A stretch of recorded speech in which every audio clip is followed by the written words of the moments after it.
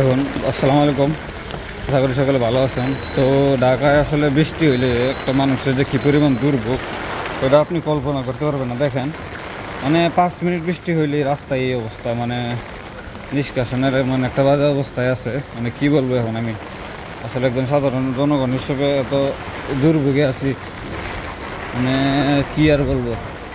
দেখেন মানে কী পরিমাণ সমস্যায় আছে আর কী পরিমাণ আজকে বৃষ্টি। ঢাকায় প্রচুর পরিমাণে বৃষ্টি আছে, একদম সেই রাত্র থেকে শুরু হয়েছে এখন পর্যন্ত প্রচুর পরিমাণে বৃষ্টি। রাস্তা দিয়ে যাওয়া যাইতেছে না, এত পরিমাণে বৃষ্টি হইতেছে আজকে।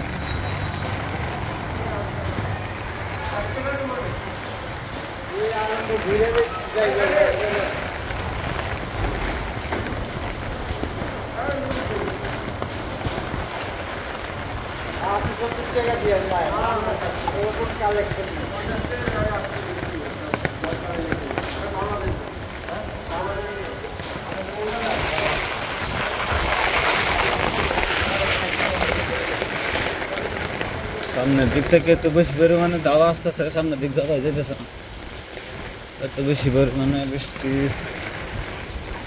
কীভাবে আগাইতেছে আমি নিজে জানি না। তবে এই বৃষ্টিতে তারা সমস্যা আছেন যাদের এলাকায় ঘূর্ণিঝড়ের প্রকোপ আছে, আসলে ওরা না জানে কি খারাপ অবস্থায় আসে। আসলে এটা ভাবতেও কেমন জানি লাগে যে ওদের কি অবস্থা হয়েছে, ওরা কি খারাপ অবস্থায় আছে। আমরা এই সামান্য বৃষ্টিতে পানিতে চলাচল করতে পারতেছি না, মানে একটা খারাপ অবস্থা। অনেকের তো বাড়ি ঘর ছেড়ে দেওয়া লাগতেছে। যাই হোক, আল্লাহ হাজারো শুকরিয়া, আমাদের এখন পর্যন্ত বাড়ি ঘর ছাড়া লাগা নাই।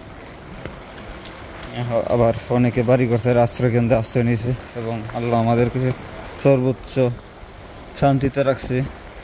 আল্লাহর কাছে এই জন্য শুকরিয়া আদায় করি। তো ধন্যবাদ সবাইকে, আসসালামু আলাইকুম।